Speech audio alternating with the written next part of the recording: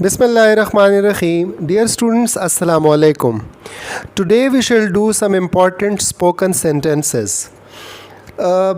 Normally होता ही है कि ये सेंटेंसेस जब हम स्टूडेंट से कहते हैं कि वो ट्रांसलेट करें या जब वो कम्युनिकेट करते हैं तो they express it, they speak it, but the expressions most of the time are not appropriate. मिसाल के तौर पे एक सेंटेंस है कि ये सड़क मुल्तान को जाती है. Now if we translate it like this, that this road goes to Multan, तो ठीक है, एक्सप्रेशन तो कम्युनिकेट हो जाएगा, समझ भी आ जाएगी, बट द अप्रोप्रिएट ट्रांसलेशन और expression would be this road leads to Multan, यानी ये सड़क मुल्तान को जाती है. This road leads to Multan. There is another expression जो आम तौर पर हम when we go somewhere there is written on a road कि ये शारे आम नहीं है, तो normally we don't know in fact the actual translation of शारे आम. तो व्हेन वी आस्क स्टूडेंट्स के इसकी ट्रांसलेशन क्या होगी, तो वो कहता है this is not a common way, but in fact the actual or the right expression is this is not a thoroughfare. This is not a thoroughfare. that means कि ये रोड सब के लिए नहीं है, यानी यहाँ पर हर कोई every Tom Dick and Harry यहाँ से नहीं गुज़र सकता. तो इसके लिए एक्सप्रेशन उर्दू में है कि ये शारे आम नहीं है, but in English this is कि this is not a thoroughfare. There is another expression that is commonly used in spoken English, that is कि जब आप किसी से पूछते हैं कि यार ये बस कहाँ जा रही है, तो उसका जवाब होता है कि ये बस कराची जा रही है या कराची जाने वाली है, ये बस या ट्रेन. तो इसको हम इस तरह से ट्रांसलेट करेंगे दैट दिस ट्रेन या बस इज़ बाउंड फॉर कराची और any city where it is bound for, यानी this bus is bound for Karachi. इसकी ट्रांसलेशन होगी कि ये बस कराची जाने वाली है. एक और एक्सप्रेशन है जिसमें अगर आप किसी से पूछते हैं कि यार ये बंदा आपका क्या लगता है, या अली आपका क्या लगता है, अहमद आपका क्या लगता है, तो उसके लिए there is an expression that what is he to you, what is Ahmad to you, यानी रिश्ते में वो आपका क्या लगता है, आप उसके क्या लगते हैं, यानी आपका और उसका क्या रिलेशन है. What is he to you या what is she to you, वो आपकी क्या लगती है.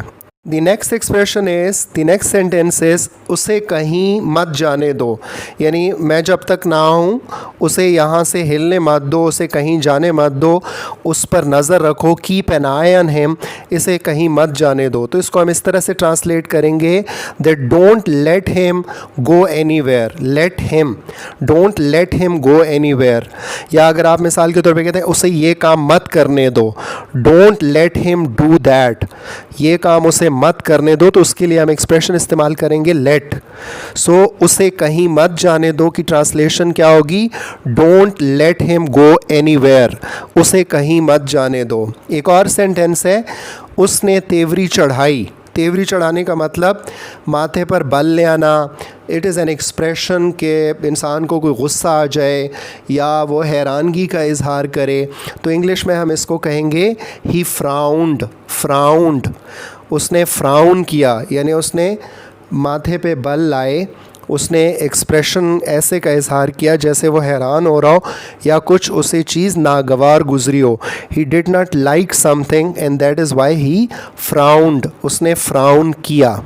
द नेक्स्ट सेंटेंस इज़ ये सुनकर उसकी जान में जान आई. अब जान में जान आना for a student, for a normal student it's a little difficult to translate, लेकिन हम लफ्ज़ ब लफ्ज़ चीज़ को ट्रांसलेट नहीं करते, तो इसके ट्रांसलेशन इस तरह करेंगे कि he felt relieved to hear this, यानी ये ख़बर सुनकर उसे ही रिलीव्ड. रिलीफ नाउन है, उसका जब हम एज ए वर्ब करेंगे तो रिलीव.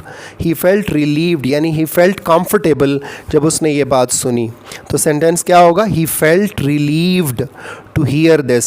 अपने रिज़ल्ट के बारे में ही वॉज़ वेरी एंशियस, वो बड़ा ही बेचैन था, बट एज सुन as he heard that he has passed, उसका रिज़ल्ट अच्छा है, तो he felt relieved to hear that या दिस, ये सुनकर उसकी जान में जान आई, उसे अच्छा लगा उसे सुकून आया। और एक्सप्रेशन है जो हम इस लिहाज से इस्तेमाल करते हैं जब हम किसी से बात करते हैं और कहते हैं कि आप इसको किसी और से शेयर मत करना, ये मेरा तुम्हारा राज है, this is between you and me, ये चीज़ तुम्हारे और मेरे बीच है।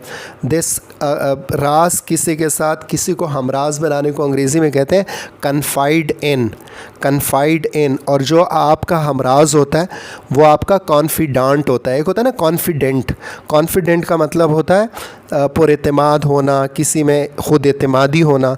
एक और लफ्ज़ होता है that is confident. Confident means somebody with home you share your secrets, आप अपने सीक्रेट्स उसके साथ शेयर करते हैं, तो that is called confide in. I confide in Ali, मैं अली के साथ अपने राज शेयर करता हूँ या अपने दिल की बात करता हूँ। तो जब आप किसी को कहते हैं कि यार ये जो बात मैंने आपको बताई है ना, this is between you and me, ये मेरे और तुम्हारे दरमियान है, और आप उसे कहना चाहते हैं कि ये बात अपने तक रखना, तो आप उसे कहते हैं कि keep it to yourself, keep it to yourself, यानी अपने तक रखना, इसको फैलाना मत, ये मेरे और आपके दरमियान की बात है। एक और एक्सप्रेशन है जब आप किसी को नसीहत करते हैं कि यार कुछ ना कुछ काम किया करो, बेकार मत बैठो। बेकार बैठने की अंग्रेज़ी है do not sit idle, do not sit idle. Idle का मतलब होता है बेकार, कोई काम ना करना, कोई अपने लिए मसरूफ़ियत ना ढूंढना, बस बैठे रहना और मक्खियाँ मारना। तो इसके लिए एक्सप्रेशन होगा do not sit idle, do not sit idol. और आखिरी सेंटेंस है तुम्हें कैसे पता चला, यानी आप हैरान हो रहे हो कि ये बात शायद उसे ना पता हो, तो आप उसे जानना चाहते हैं कि यार आपको कैसे पता चला, ये तो मैं समझ रहा था कि आपको शायद ये बात पता ना हो। तो तुम्हें कैसे पता चला को किस तरह से ट्रांसलेट करेंगे, how did you come to know, how did you come to know, आपको ये बात कैसे पता चली, आपको ये पता कैसे चला। मैं तो समझ रहा था ये राज है, but how did you come to know, I was not expecting, मैं ये तवक्को नहीं कर रहा था that you would know that, but I am surprised and I don't know how did you come to know, कि तुम्हें ये बात कैसे पता चली। सो डियर स्टूडेंट्स, आज हमने कुछ ऐसे एक्सप्रेशंस डिस्कस किए जो आपके स्पोकन कम्युनिकेशन में, आपकी बातचीत में आपकी हेल्प करेंगे। आप इनको रिवाइज़ करें और मेमोराइज़ करें और इनको अपने एक्सप्रेशन का, अपने लैंग्वेज का हिस्सा बनाएं। इंशाल्लाह नेक्स्ट आने वाली वीडियोस में भी इस तरह की यूज़फुल सेंटेंसेस इंशाल्लाह मैं आपके साथ शेयर करता रहूँगा। Keep on watching my channel, and if you have not yet subscribed it, do subscribe it or keep on watching these videos. Thank you very much. And if you have any question, any expression you want to know, you want the translation of any sentence, do write and comment. Thank you very much. Allah Hafiz.